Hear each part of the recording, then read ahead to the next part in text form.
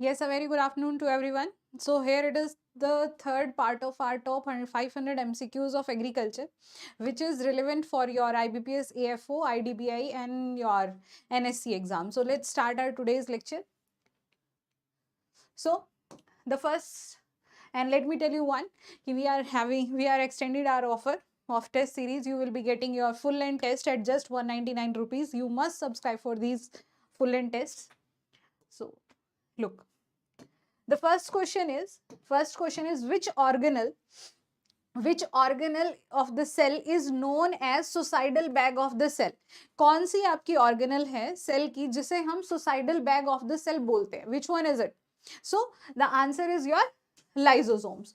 जो lysosomes है, they are called as your suicidal bag because any of the macromolecules, ठीक है, कोई भी macromolecule है, just ठीक है, any of the macromolecule, your protein molecule which is degraded, जो degrade हो चुका है and which is not relevant for the cell goes to the lysosome, and lysosome contains some enzymes which degrade these macromolecules की जो आपके खराब जो degraded bodies हैं सेल के अंदर which can produce toxin and which can impact the cell. तो lysosomes क्या करते हैं? lysosomes उन enzymes को release करते हैं so that they can degrade those macromolecules which are harmful for the cell. The next is your now look, ribosomes. अब ribosome का क्या काम है? राइबोसोम क्या करता है आपका सेल में? राइबोसोम्स जो है आपका they help in protein synthesis, ठीक है, ईआर, एंडोप्लाज्मिक रेटिकुलम. अब एंडोप्लाज्मिक रेटिकुलम क्या करता है? इसका क्या काम है? Look here in the cell this endoplasmic reticulum is of two type. First of all अगर आपसे क्वेश्चन में पूछा जाएगी एंडोप्लाज्मिक रेटिकुलम का क्या फंक्शन है, ईआर का क्या फंक्शन है, देन यू हैव टू से कि it help in synthesis of lipid and proteins. ठीक है, कि आपका लिपिड और प्रोटीन्स के सिंथेसिस में हेल्प करता है. But now if they have specified, अगर आप लोगों को पता है कि जो हमारे सेल में दो तरीके के ईआर होते हैं, one is your SER, smooth endoplasmic reticulum, and the second is your rough endoplasmic reticulum, that is your RER. ठीक है, अब जो आपका स्मूथ एंडोप्लाज्मिक रेटिकुलम है ये हेल्प करता है आपका in the synthesis of lipid, ठीक है, लिपिड के सिंथेसिस में, and they are not attached with ribosome. अब इसको सॉफ्ट और इसको रफ क्यों बोलते हैं? बिकॉज दे आर नॉर्मली, ठीक है, इनमें कुछ नहीं होता, कोई अटैचमेंट नहीं होती, they are your they are just independent, ठीक है, वो किसी के साथ अटैच नहीं होते. But in here rough endoplasmic reticulum, जो इस रफ एंडोप्लाज्मिक रेटिकुलम का जो सरफेस है इसके ऊपर आपकी राइबोसोमल बॉडीज अटैच होती है. अब राइबोसोम का काम क्या है? प्रोटीन सिंथेसिस का. तो रफ RER भी किस में हेल्प करेगा? आपका प्रोटीन सिंथेसिस में. और जो स्मूथ RER है ये आपका लिपिड सिंथेसिस में हेल्प करेगा. Okay, and the plastids, there are different types of plastids present in your cells. ठीक है, सेल में जो प्लांट सेल है स्पेसिफिकली प्लास्टिड्स जो है आपकी किस में मिलती है? आपकी प्लांट सेल में मिलती है. ठीक है, and they are having different type like your chloroplast, chromoplast, leucoplast. जो क्लोरोप्लास्ट है इसमें क्लोरोफिल होता है, ये ग्रीन कलर पिगमेंट देता है प्लांट को एंड हेल्प इन फोटोसिंथेसिस. जो क्रोमोप्लास्ट है इट गिव्स डिफरेंट कलर, ठीक है, एंथोसाइनिन है, लाइकोपिन है, जो आपके डिफरेंट बिटालिन्स है, फाइटोसाइनिन्स है, वो सारे जो कलर आते हैं they are due to your chromoplast. आपको ये चीजें भी याद रखनी है. ठीक है, नाउ ल्यूकोप्लास्ट, ल्यूकोप्लास्ट क्या करता है? It helps in the storage of your lipids, carbohydrate का जो स्टोरेज है, जो भी फूड मटेरियल है सेल में, प्लांट सेल में, उसका जो स्टोरेज है कौन करेगा? आपका ल्यूकोप्लास्ट करेगा. ठीक है, now next question, a self replicating extra chromosomal genetic material, ठीक है, सेल्फ रेप्लिकेटिंग है, एक्स्ट्रा क्रोमोसोमल है and found in only plant cell. तो प्लांट सेल में जो सिर्फ प्लांट सेल में पाया जाता है. इट इज नॉट सेइंग कि एनिमल सेल में भी पाया जाता है. And they are having extra cellular DNA या जेनेटिक मटेरियल, कि सेल जो न्यूक्लियस के अंदर जेनेटिक मटेरियल आपका प्रेजेंट है, उसके अलावा भी इसमें आपका जेनेटिक मटेरियल प्रेजेंट होता है. तो वो कौन सी ऑर्गेनल है? And that organelle is only present in your plant cell. अब देखो अगर मैं इन जनरल बात करूं तो that can be your mitochondria. ठीक है, ये दोनों में अवेलेबल है आपका, प्लांट सेल में भी एनिमल सेल में भी. ठीक है, उसमें दोनों में आपका ये प्रेजेंट है और इसके अंदर क्या है आपका एक्स्ट्रा क्रोमोसोमल डीएनए प्रेजेंट होता है. But it is asking only which is found in plant cell. तो प्लांट सेल में कौन सा पाया जाता है? Your plastids. ठीक है, आपके जो प्लास्टिड्स हैं उसमें क्या होता है? एक्स्ट्रा सेलुलर डीएनए प्रेजेंट होता है. नाउ विच प्लास्टिड, अगर क्वेश्चन में आपसे पूछ लिया जाए कौन सी प्लास्टिड में, so that is your chloroplast. ठीक है, प्लास्टिड कितने टाइप की होती है आपकी? 3 टाइप की, chloro, chromo and leucoplast. And DNA किस में पाया जाता है? Only in your this chloroplast. So move on to the next question. The process of using information, that is genetic material, found from DNA to construct mRNA. अब आपने जो genetics है उसमें पढ़ा होगा, या रेप्लिकेशन ऑफ डीएनए में आप लोगों ने पढ़ा होगा कि देखो replication. So the first step क्या होगा? अगर मुझे डीएनए को फर्दर रेप्लिकेट करना है, फर्दर उसे और बनाना है, तो what I will do? So the process is called as your replication in plants, not just in plant, in organisms. तो उस प्रोसेस को क्या कहते हैं? हम रेप्लिकेशन बोलते हैं. तो this question is asking about the first step, कि फर्स्ट स्टेप जो होता है आपका डीएनए रेप्लिकेशन का, that is the transformation of information which is stored in DNA. DNA में जो जेनेटिक इंफॉर्मेशन स्टोर है उसको कन्वर्ट करना है या उसको कंस्ट्रक्ट करना है, उसको यूज करना है to construct the mRNA. That process is called as, तो this process is called as your transcription. अब ये देख लो ट्रांसक्रिप्शन एंड ट्रांसलेशन. अब देखो ट्रांसक्रिप्शन में क्या होगा आपका, कि देयर इज डीएनए. अब डीएनए प्रेजेंट है आपका. ठीक है, अब ट्रांसक्रिप्शन के टाइम क्या होता है कि the genetic information in this DNA is converted into amino acid. किसमें कन्वर्ट हो जाती है? ये आपकी अमाइनो एसिड्स में कन्वर्ट हो जाती है. Means it is converted, it is used to make up your mRNA. ठीक है, अब ये एमआरएनए क्या करता है? ये जो इंफॉर्मेशन, जेनेटिक इंफॉर्मेशन उसने एक्सट्रैक्ट की है डीएनए से, this process is called as your transcription. क्या बोलते हैं हम इसको? Transcription. Now this mRNA takes this genetic information to the tRNA.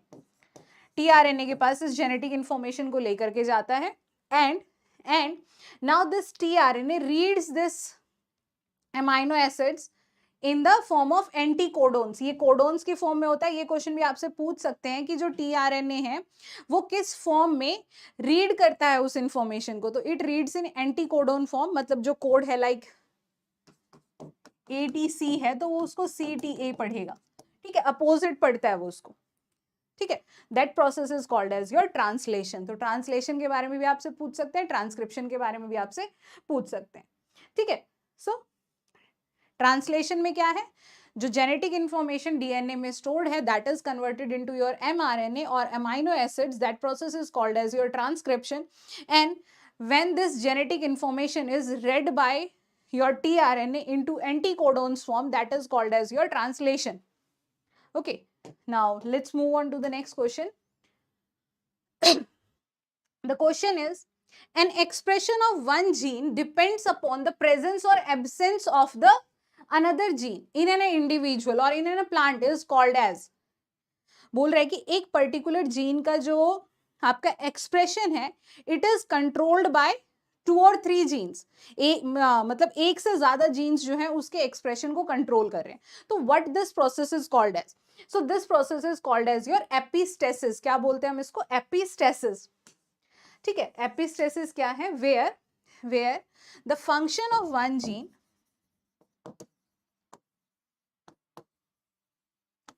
is controlled by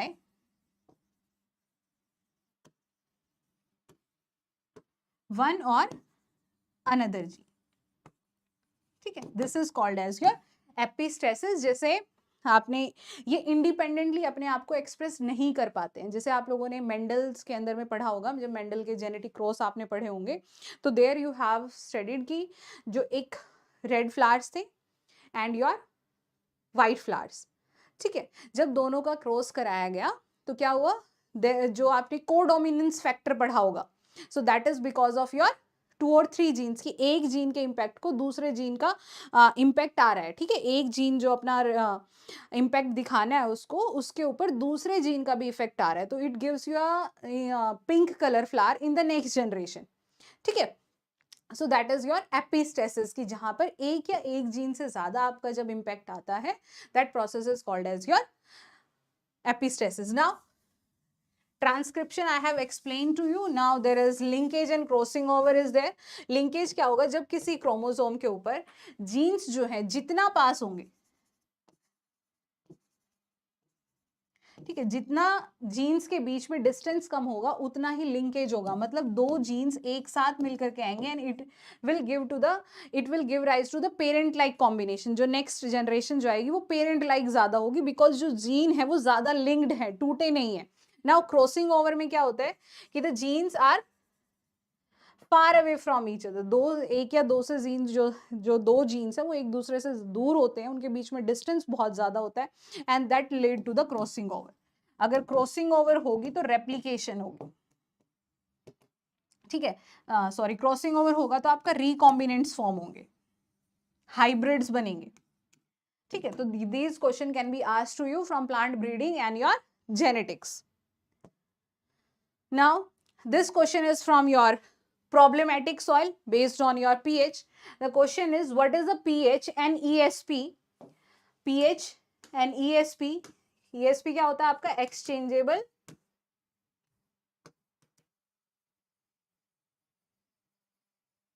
exchangeable sodium potential of saline soil. तो कितना होता है आपका?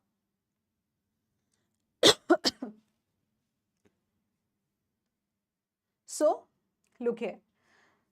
Now the pH of saline soil is less than 8.5. 7 to 8.5 होगी आपकी pH, and ESP is also less than 15. अब देखो, ठीक है, अब एक ये टेबल है जो आप लोग अच्छे से याद कर लीजिएगा और आपसे क्वेश्चन पूछे जा सकते हैं इस पे से। Now higher pH, if my soil is having pH more than 7, soil का अगर pH है more than 7, then that soil is termed as your alkaline soil. क्या बोलते हैं हम उसको? alkaline soil.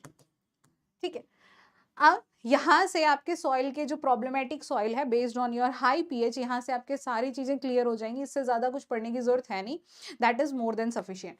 ठीक है, and can be asked to your in your exam, क्योंकि बहुत इंपॉर्टेंट टॉपिक है।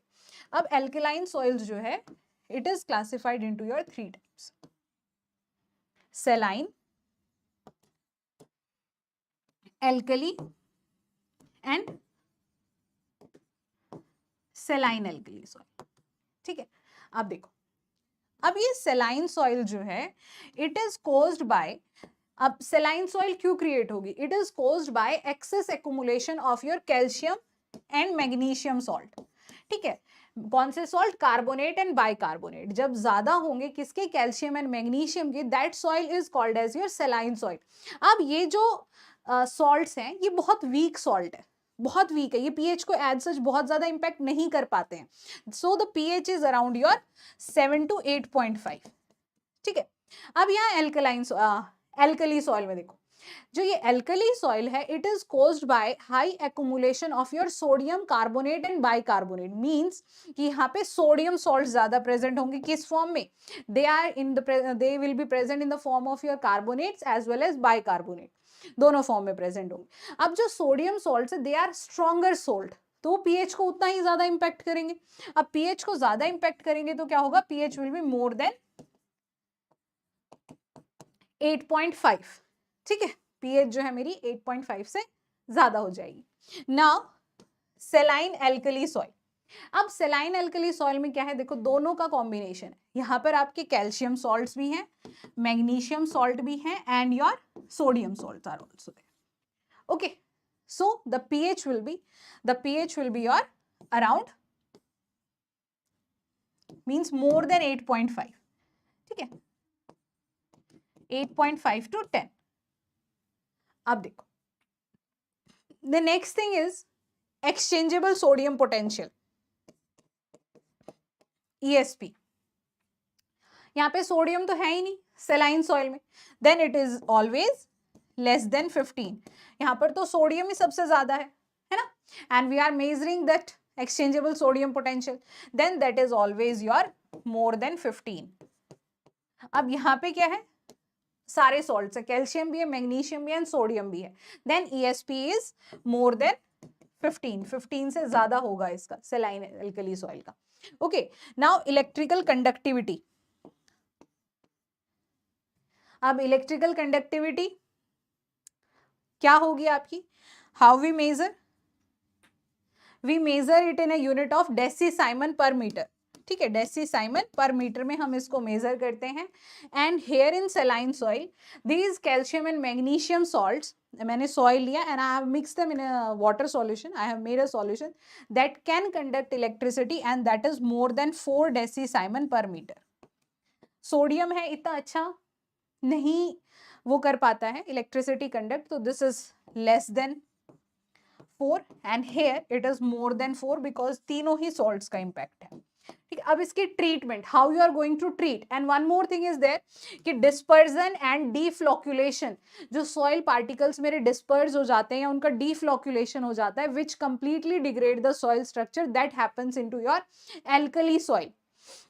और ठीक है, आपका एल्कली सॉइल में होता है, वहां पे क्या होता है, complete distortion of soil particles हो जाता है and that is your means they are not able to absorb water nutrient, तो वो कंप्लीटली डिग्रेडेड सॉइल हो जाती है, that is your alkali soil. And another name of this soil is your sodic soil. ठीक है, अब इसकी treatment कैसे करते हैं, here in saline soil only leaching is sufficient, कि आप जो सॉल्ट एक्यूमुलेटेड है उसको इतना लीच डाउन कर दो नीचे की लोअर लेयर्स में ताकि वो दोबारा से वापस ऊपर ना पाए। एल्कली सॉइल में क्या है, leaching plus addition of gypsum, and here again saline alkali soil में बोथ लीचिंग प्लस जिप्सम। ठीक है, is it clear everyone?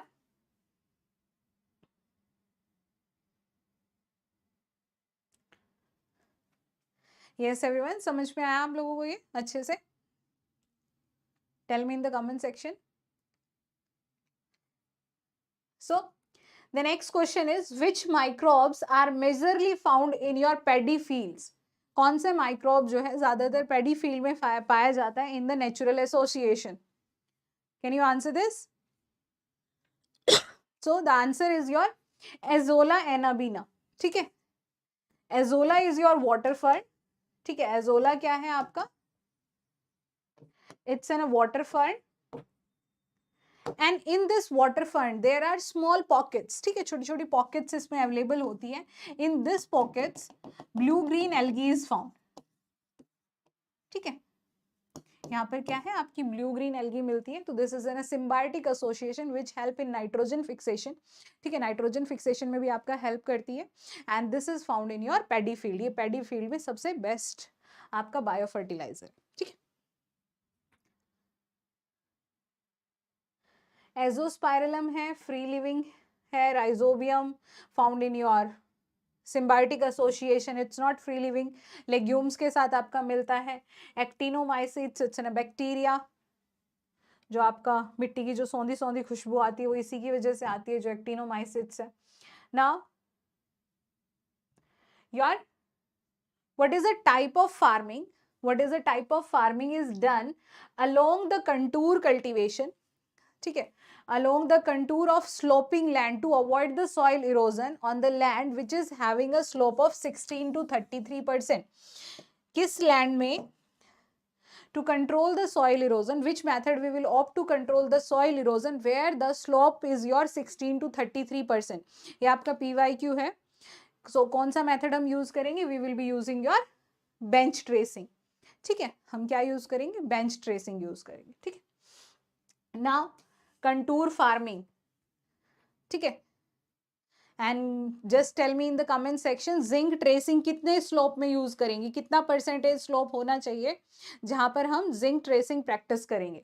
So if the slope is your 16 to 33%, then we are going to use your bench tracing. And your contour farming like growing of the crop along the contour elevation. ठीक है, contour lines के along crop को grow करना है.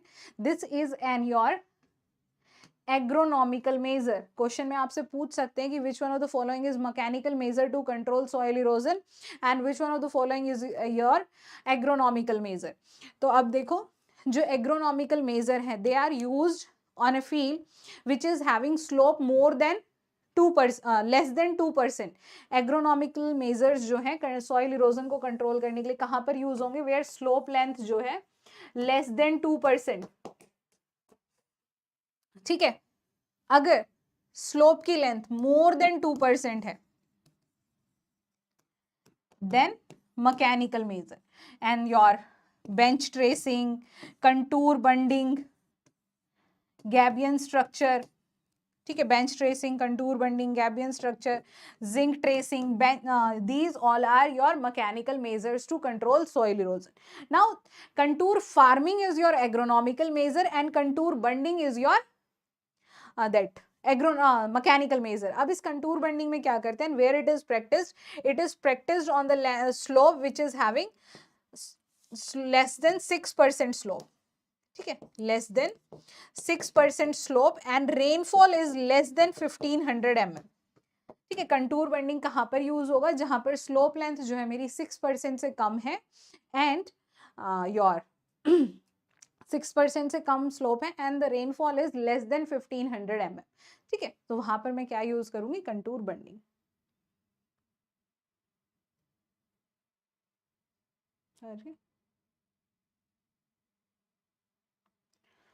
So the next question is, this type of conservation measure is used to prevent soil erosion.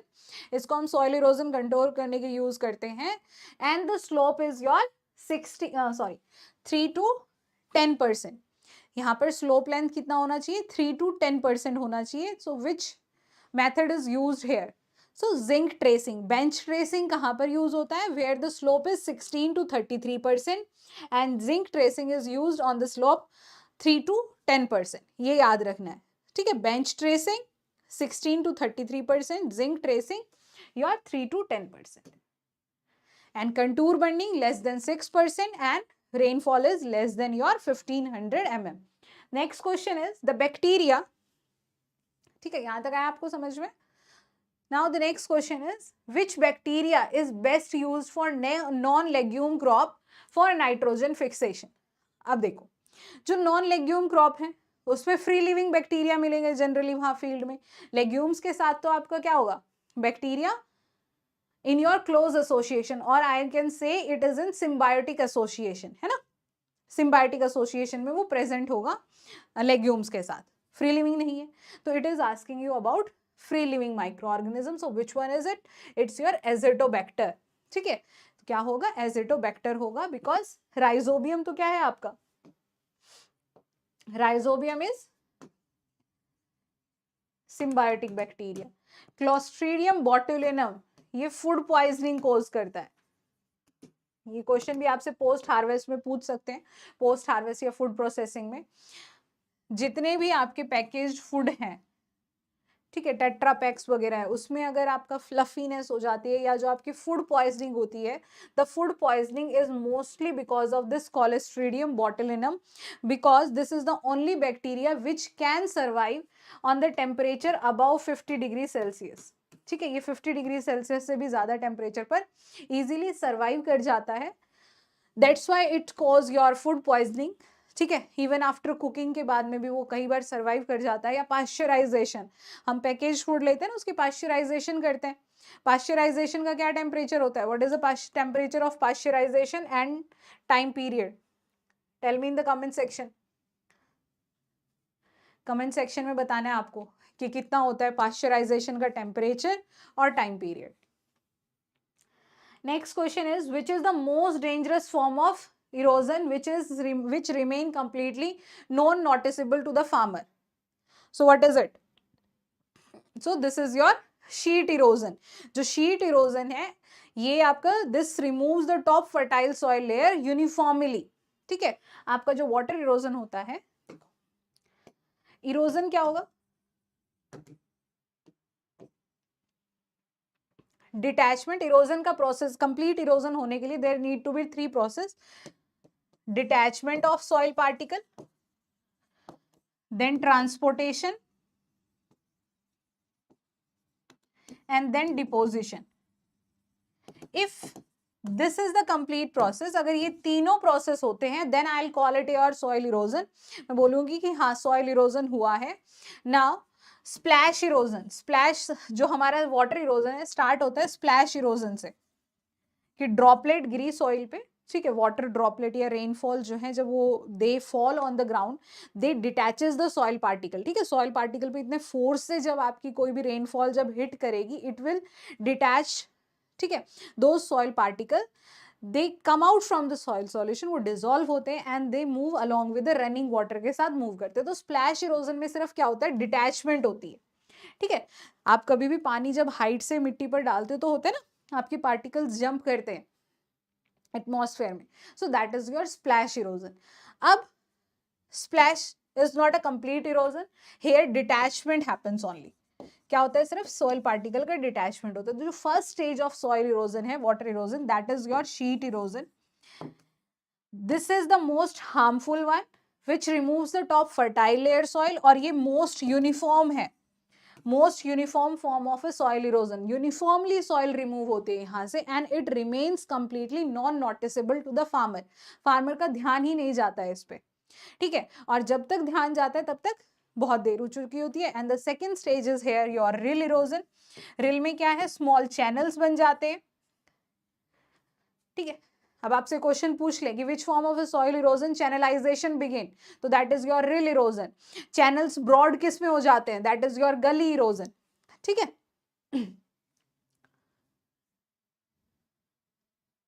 So the most dangerous one is your sheet erosion. And channelization किस में होती है? Rill erosion में होती है, where your finger like projection forms in the soil and is there uniform removal of soil from there? No, reel erosion में आपका uniform removal of the soil नहीं होता है। Next question is agronomic measures can be used to control the soil erosion on the slope, gentle slope of dash percentage. तो कितने percent का आपका slope होना चाहिए एग्रोनॉमिकल मेजर में? अभी मैंने बताया था that should be your less than 2%. Next question is which of the following crops are low salt tolerant crop? कौन सी क्रॉप्स हैं जो आपकी लेस सॉल्ट टॉलरेंट है, मतलब सलाइन सॉइल में उतने अच्छे से ग्रो नहीं कर पाती हैं। ठीक है, so that the answer is here rice and maize. ठीक है, राइस एंड जस्ट वेट, हाँ, rice and maize is the low salt tolerant crops. ठीक है, here barley and sorghum is also given, तो barley and sorghum both can be grown in your saline soil. Is बल्कि आपके जो sorghum and barley हैं इनको तो saline soil को ट्रीट करने के लिए यूज किया जाता है, वहां पे ग्रो करते हैं। ठीक है, to treat this saline soil, but maize and rice are less salt tolerant as compare to your sorghum and barley.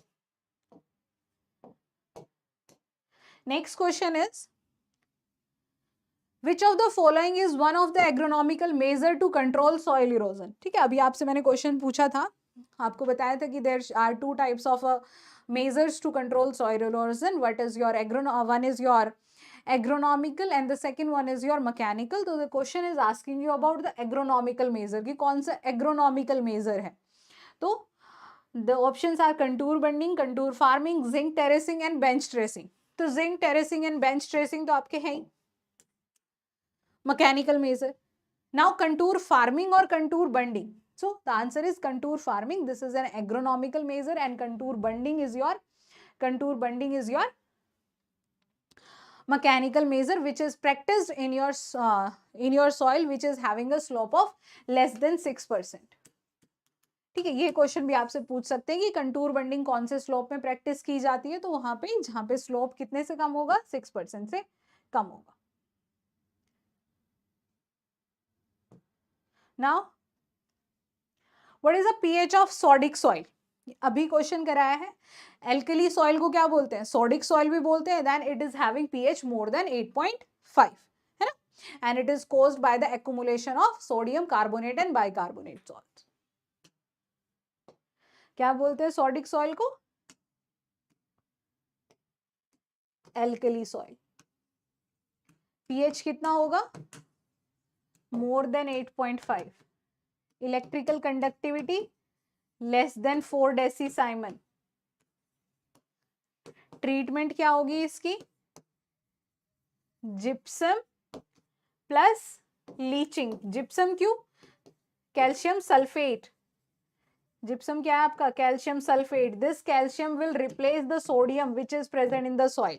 जो ये कैल्शियम, जो सोडियम प्रेजेंट है सॉइल में, कैल्शियम उसको रिप्लेस कर देगा. ठीक है, अब सोडियम जो है सॉइल सॉल्यूशन में आ जाएगा. अब हम क्या करेंगे? लीचिंग से उसको रिमूव कर देंगे. ठीक है, जो सोडियम मेरा जो सॉइल अटैच्ड है क्ले पार्टिकल से, उसको पहले तो मुझे वहां से रिमूव करना है. रिमूव करने के लिए मैं कैल्शियम यूज करूंगी. Calcium will replace that sodium from that soil and make it to come towards your soil solution, and leaching के थ्रू उसको हम रिमूव कर देंगे. Okay, now next question is micronutrient are required in how much quantity by the plant?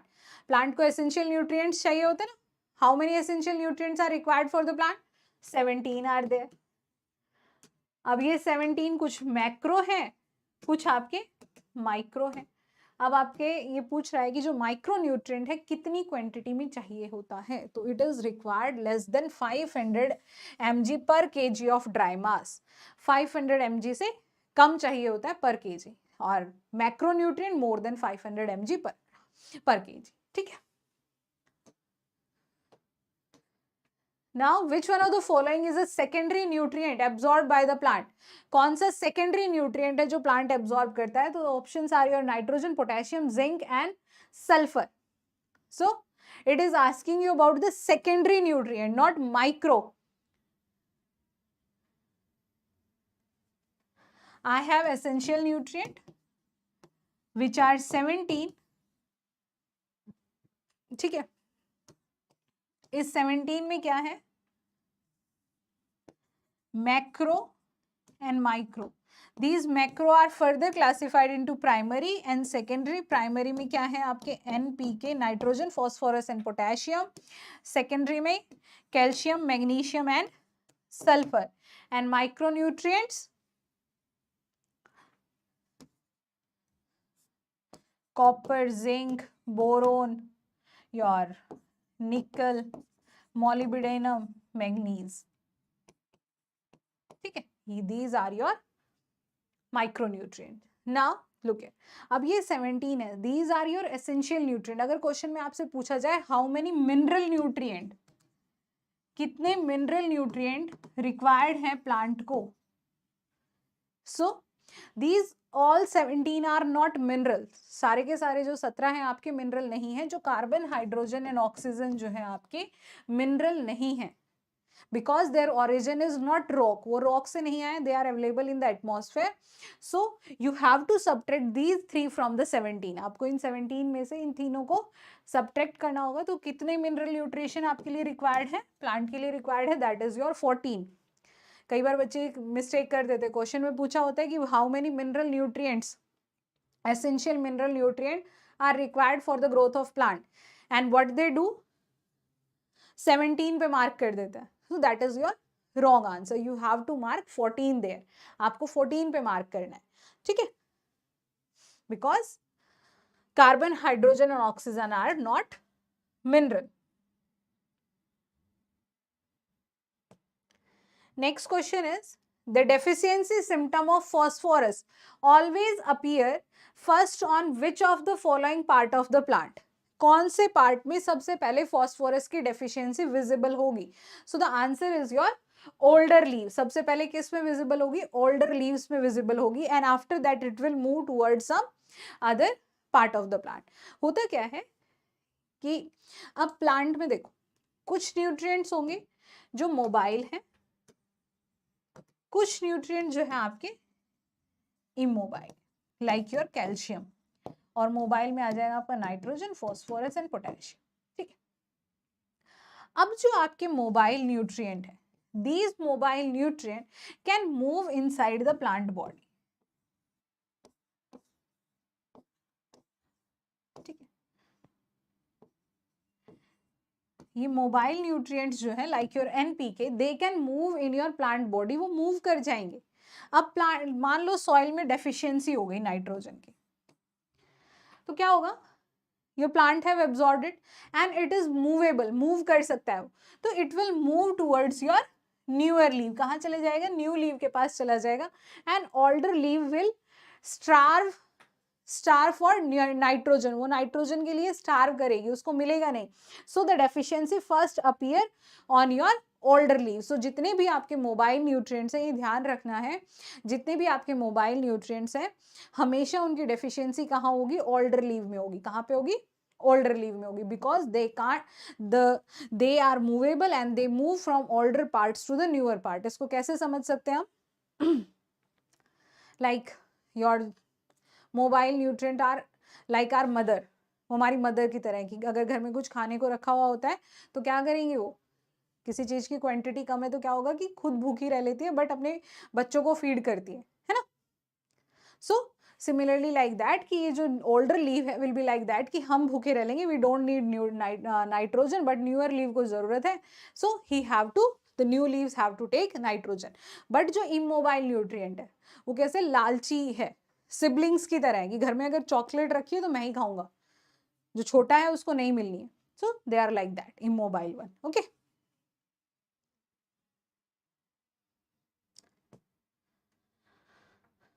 is it clear till now?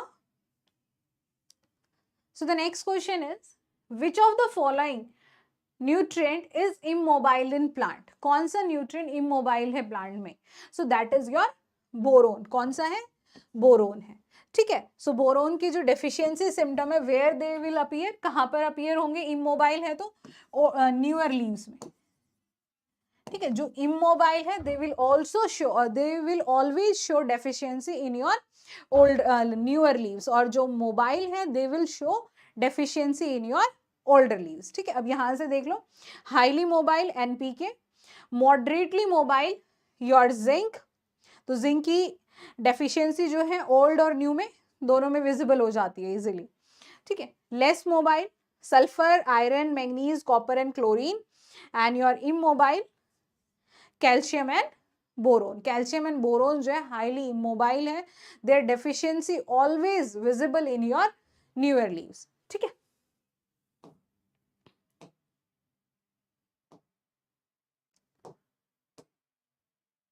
now the next question is, which one of the following is your functional nutrient?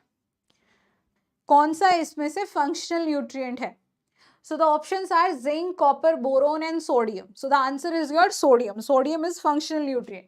Functional और essential में फर्क क्या है? Functional, essential are those if they are not supplied to the plant, plant will not complete its life cycle. Plant अपनी life cycle complete नहीं कर पाएगा अगर वो प्लांट को नहीं प्रोवाइड किए गए उस टाइम. ठीक है, they are required, they should be directly involve in the metabolism of the plant, वो डायरेक्टली इन्वॉल्व होने चाहिए. Plant will not complete its vegetative and reproductive cycle if it is absent. ठीक है, so these are your that essential nutrient. Now your functional nutrient. Functional nutrient क्या है? अगर वो present हो तो भी बहुत अच्छा है, ना भी हो तो भी कोई फर्क नहीं पड़ता है प्लांट को. ठीक है, essential nutrient are like parents of the plant and functional nutrient are like your like the friend of the plant. ठीक है, कि फ्रेंड है, गुड फ्रेंड है, गाइड कर रहा है, बहुत अच्छी बात है, हेल्प कर रहा है, but if it is not present तो वो इतना इम्पैक्ट नहीं होगा आपको. ठीक है, like your sodium, vanadium, silicon, these are essential, these are functional nutrient, ठीक है. if they are present along with the along with the essential nutrient, वो ग्रोथ को और फ्लरिश करेंगी, है ना. अगर आपके पेरेंट्स के साथ साथ आपके फ्रेंड्स भी बहुत अच्छे हैं तो they will help you in growth, आपकी ग्रोथ में बहुत अच्छा हेल्प करेंगी. बट लाइक पेरेंट्स जो आपको डायरेक्टली हेल्प करते हैं, सो एसेंशियल न्यूट्रिएंट भी डायरेक्टली प्लांट को हेल्प करते हैं इन metabolism. But these are not directly involved, वो directly भी हो सकता है, ठीक है. they are indirectly involved in the metabolism of the plant, so they are not कि भाई इस तरीके से नहीं है कि अगर फंक्शनल न्यूट्रिएंट मिले नहीं प्लांट को तो उसकी डेथ हो जाएगी, it will not be like that, ठीक है. सो सोडियम है.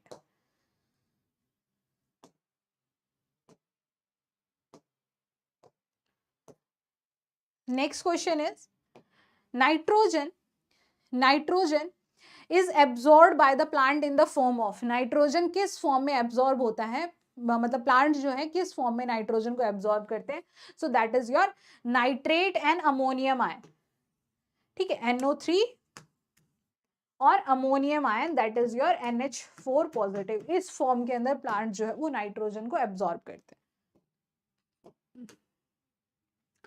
Next question is which of the following micronutrient is only available at high pH and causes toxicity problem in alkaline soil. कौन सा आपका माइक्रोन्यूट्रिएंट है जो सिर्फ हाई पीएच पर अवेलेबल होता है एंड एल्कलाइन सॉइल में वो टॉक्सिसिटी की प्रॉब्लम क्रिएट करता है. Which one is? So it is your molybdenum. जो मॉलिब्डेनम है, लुक है, देखो, जो मॉलिब्डेनम है आपका ये अबव 8 pH, ठीक है, अबव 8 pH पर ये पाया जाता है, मिलता है. अब देखो एक बहुत डायरेक्ट और इनडायरेक्ट से रिलेशंस हैं जिससे आपके डायरेक्टली और इनडायरेक्टली क्वेश्चंस पूछे जा सकते हैं. Molybdenum is always found in the pH above 8. तो ये कौन सी मॉलिब्डेनम कौन सी टाइप की सॉइल में सबसे ज्यादा पाया जाएगा या किस रीजन में सबसे ज्यादा पाया जाएगा? तो it is found in your arid and semi arid region. ये arid and semi arid region जो है इसका pH क्या होगा? हमेशा अबव 7 होगा, ठीक है. एंड सॉइल टाइप क्या होगी? जनरली योर सैंडी सॉइल, ठीक है. अब देखो one more thing, one more question is there कि राइजोबियम जो है need which nutrient to fix nitrogen? Which nutrient is required by rhizobium to fix nitrogen? कौन सा चाहिए होता है? so that is also molybdenum.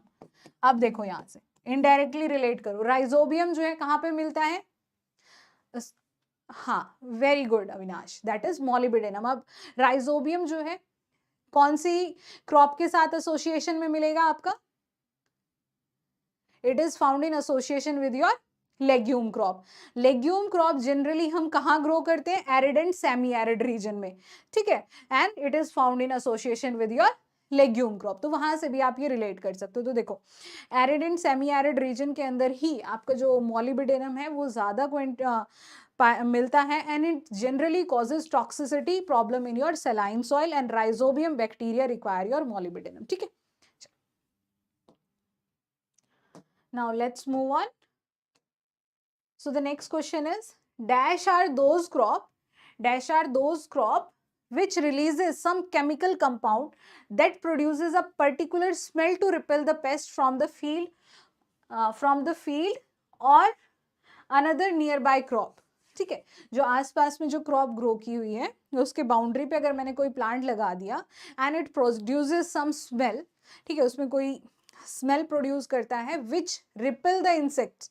Like हम मॉस्किटो रिपेलेंट लगाते हैं ना, ओडोमोस वगैरह, तो उससे क्या होता है? एक पर्टिकुलर स्मेल रिलीज होती है जिसकी वजह से जो मॉस्किटोज है they are not attracted towards us. तो similarly there are some plants like that which are a biological control of pest, ठीक है, पेस्ट का कंट्रोल है.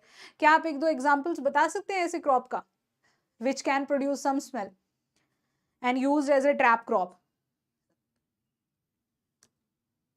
So what type of crop they are called? जो repel कर दें pest को, so that are called as your repellent crop. क्या बोलते हैं उसको? रिपेलेंट क्रॉप बोलते हैं। Example is your basil. अगर हम बेसिल को, if I grow basil on the boundary of any crop like tomato, if I have grown tomato as a main crop and on the boundary I have basil, basil produce some chemical compound which have some peculiar smell, तो it repel the pest। वो paste अगर यहाँ पर आएगा तो paste को क्या करेगा? दूर भगा देते हैं। So it will not, these pest will not attack your main crop. ठीक है। Then next is, and trap crop में क्या फर्क होता है? फिर रिपेलेंट तो रिपेल कर रहा है, ट्रैप क्रॉप में क्या होता है? What happens in trap crop? This is my main crop, look, and here on the boundary I have grown your trap crop, some pests come। ठीक है, ये पेस्ट मेन क्रॉप को अटैक करने के लिए आ रहे। Now what happen they release some allelochemicals, ये कुछ केमिकल्स रिलीज करते हैं which attract those pest toward them. ठीक है, जैसे कि मैरीगोल्ड है ना, marigold is a very good example of a trap crop. So वो कुछ केमिकल्स रिलीज करते हैं जिसकी वजह से आपके जो पेस्ट हैं they get attracted towards your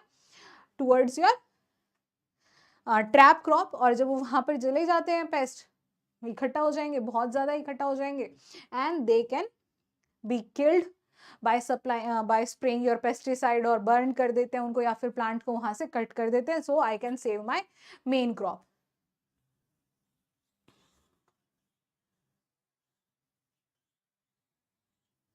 Can you tell me the mechanism of pheromones in the comment section? Pheromones are also an excellent example to control your pests. तो वो कैसे कंट्रोल करते हैं pheromones जो है पेस्ट को? Can anyone tell me?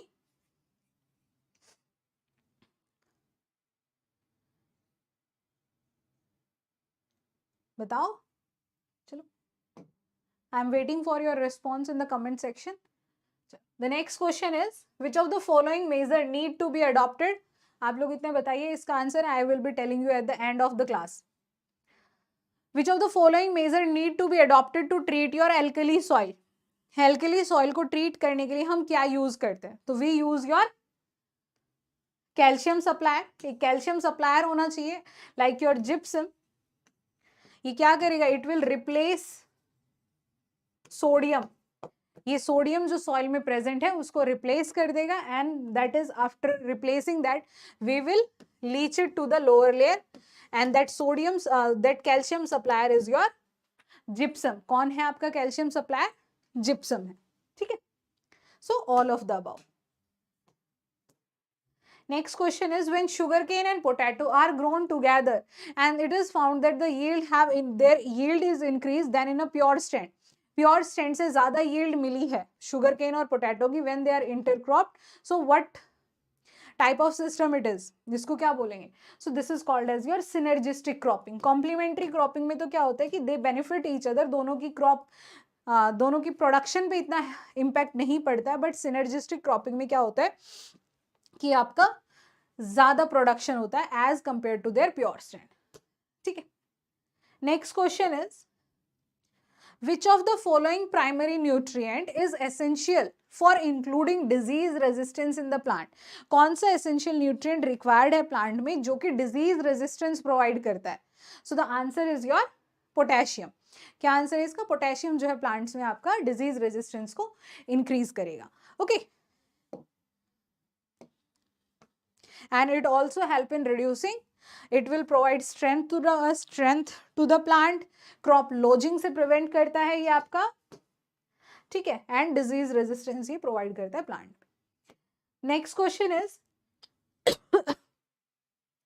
Pineapple, black pepper, coconut, papaya are grown in the form of height. Height की form में जब मैं क्रॉप्स को अरेंज कर रही हूँ then it is called as your multi storeyed cropping. क्या बोलते हैं उसको? Multi storeyed cropping.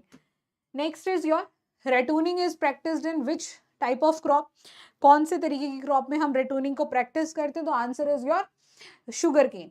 ठीक है, शुगर केन में हम प्रैक्टिस करते हैं your ratooning. Generally your like retooning is mostly generally practiced in your leafy vegetable as well, like your that spinach is there, methi is there, coriander is there, है ना, हम plug करते हैं उसको स्टेम से and we sell it in the market. After few days we can again just plug them and sell it to the market, वो अगेन से रीग्रो कर जाती है। But the difference is that sugarcane के 2 seasons होते हैं, वो अपनी reproductive cycle and vegetative cycle 2 different season में कंप्लीट करता है। But here this leafy vegetable completes its cycle in the single season, एक ही सीजन में वो आपकी reproductive and your vegetative growth को वो कंप्लीट करती है।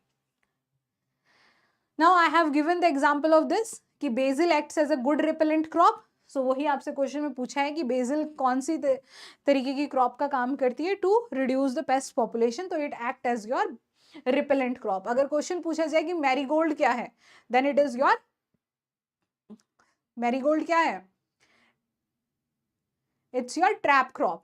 Basil is repellent and that is your trap crop. So next question is, the plant releases some volatiles and mask host plant when host plant orders interfering with the host plant location is termed as. This method is also, this is a type of intercropping. ये intercropping में हम इसको generally use करते हैं.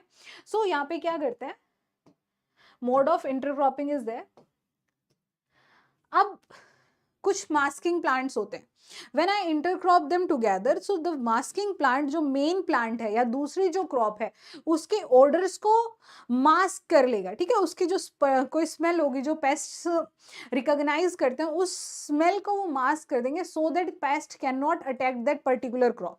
सो this type of effect और these type of crops are called as your masking crop, ठीक है। Now the next question is, which type of a crop visually, देखो एक तो ऑर्डर्स को सप्रेस कर रही है, इंटरक्रॉप में एक क्रॉप जो है वो ऑर्डर को सप्रेस कर रही है, that is called as your masking plant. And the second type of crop in intercropping which block the physical appearance, जो फिजिकली उसको मिमिक करती है, उसको रिजेंबल नहीं होने देती पेस्ट से, this type of a crop is called as your camouflage crop. क्या बोलते हैं हम उसको, कैमोफ्लेज। तो this trap crop, repellent crop, masking crop and your camouflage crop, these are used as a biological control of your pest, ठीक है। ये आपसे क्वेश्चन में पूछा जा सकता है कि कौन कौन से मेथड्स हैं जो हम बायोलॉजी एज अ यूज करते हैं for biological control of the paste, ठीक है। ट्रैप में क्या करेंगे, वो अट्रैक्ट कर लेते हैं पेस्ट को अपनी तरफ, रिपेलेंट क्या करता है, रिपेल कर देता है, उसके अंदर से कुछ ऐसी स्मेल आती है कि they repel the pest. Masking crop क्या करती है, they suppress the particular smell और odour which comes from the main crop, तो दैट कंफ्यूजेस द पेस्ट। और कैमोफ्लेज में क्या करते हैं, they physically block the appearance of the main crop, so जो आपका पेस्ट है वो कंफ्यूज हो जाता है कि मुझे किस क्रॉप को अटैक करना है, and that will be prevented. अब एक छोटा सा क्विक रिवीजन हम कर लेते हैं आपकी कुछ चीजों का। So long day and short day plants, ठीक है। आप देखो लॉन्ग डे प्लांट्स वो हैं which require more than 12 hours of sunlight, means like we can say कि 10 आवर्स से ज्यादा सनलाइट उनको चाहिए इन जनरल 12, ठीक है। आप यहाँ पे and this short day and long day plant, first of all they are based on your photoperiodism, ठीक है। व्हाट इज फोटोपीरियोडिज्म, यहाँ पे क्या हम कंक्लूड करते हैं प्लांट्स के लिए कि उनको अपनी रिप्रोडक्टिव साइकिल कंप्लीट करने के लिए कितनी लाइट चाहिए, कितने टाइम की लाइट चाहिए, that is called as your photoperiodism. अब क्या है, लॉन्ग डे और शॉर्ट डे प्लांट जो है मैंने क्लासिफाई किया है, this is classified on the basis of availability of light और requirement of light to complete my reproductive cycle, ठीक है। प्लांट जो है अपनी रिप्रोडक्टिव साइकिल कंप्लीट करेगा, उसके लिए जो लाइट चाहिए, on the basis of that they have classified short day and long day plant. अब क्या है आपका, शॉर्ट डे में क्या आ जाएगा, सॉरी लॉन्ग डे में they require more than 10 hour, ठीक है। जनरली 10 आवर्स से ज्यादा, मैक्सिमम 12 होना चाहिए, but they require more than 10 hours sunlight. अब देखो जो आपके रबी क्रॉप है, rabi crops are sown during your November, ठीक है, mid till late October to November तक हम इनकी सोइंग करते हैं। हार्वेस्टिंग कब होती है इनकी? मिड ऑफ द मार्च। मतलब यहाँ पर जो डे लेंथ थी वो कम थी, lesser of the light is available, but here when they start ripening, जब वो हार्वेस्ट होना के लिए रेडी, हार्वेस्ट नहीं, जब वो मेच्योरिंग स्टेज पे है, रिप्रोडक्टिव साइकिल अपनी कंप्लीट कर रहे हैं, तो यहाँ पे क्या होता है, डे लेंथ इंक्रीज हो जाती है। सो your rabi crops are your long day plants because at the time of their reproductive life cycle they require more than 10 hour of sunlight. तो जितनी भी रबी क्रॉप्स है सारी की सारी क्या होंगी आपकी योर लॉन्ग डे प्लांट। अब देखो शॉर्ट डे प्लांट, जो भी आपकी खरीफ क्रॉप है, बहुत बार कंफ्यूज हो जाते हैं बच्चे, that's why I have taken this, कि खरीफ क्रॉप क्या है, during the reproduction they are sown during June and July and their reproductive cycle starts during September. अब सितंबर में जो डे लेंथ है वो कम हो जाती है, लाइट अवेलेबिलिटी लेसर है ड्यूरिंग द डे। अब उनको रिप्रोडक्टिव साइकिल कंप्लीट करने के लिए लेस सनलाइट चाहिए, ठीक है। तो most of your kharif crop are your short day plants because they require less than 10 hour of sunlight to complete their reproductive cycle. Now there are few day neutral plant as well. अब जो day neutral plant है उनको reproductive और vegetative life cycle अपनी complete करने के लिए as such कोई फर्क नहीं पड़ता है, ठीक है, ज्यादा कोई फर्क नहीं पड़ता है। So they are day neutral plant like your cotton and sunflower, ठीक है, जो आपके कॉटन एंड सनफ्लावर है वो day neutral plant. I have asked you one question in between of the video, that is pheromones, कि pheromones जो है आपका पेस्ट को कैसे कंट्रोल करते हैं। so pheromone controls the pest by sexually mimicking producing some hormone, और कुछ वो पर्टिकुलर उसमें से जो सेक्सुअली आपका जो they mimic the sexually whatever that particular word is there, I forgot, ठीक है, वो जो सेक्सुअल लाइफ साइकिल है, रिप्रोडक्टिव लाइफ साइकिल है, वो उसको मिमिक करते हैं, उसमें से कुछ केमिकल कंपाउंड्स रिलीज होते हैं जिसकी वजह से पेस्ट कंफ्यूज हो जाता है कि दैट इट इज मेल और फीमेल, ठीक है। तो वो मेल समझ के उससे अट्रैक्ट होता है and they get stuck in this pheromone trap, ठीक है। So this is a mechanism of your pheromones, okay. So sexually वो करते हैं, उसको डिस्ट्रक्ट करते हैं पेस्ट को, ठीक है। So this is all about for today's class. We will continuing this series in the next lecture. Thank you so much and have a nice day.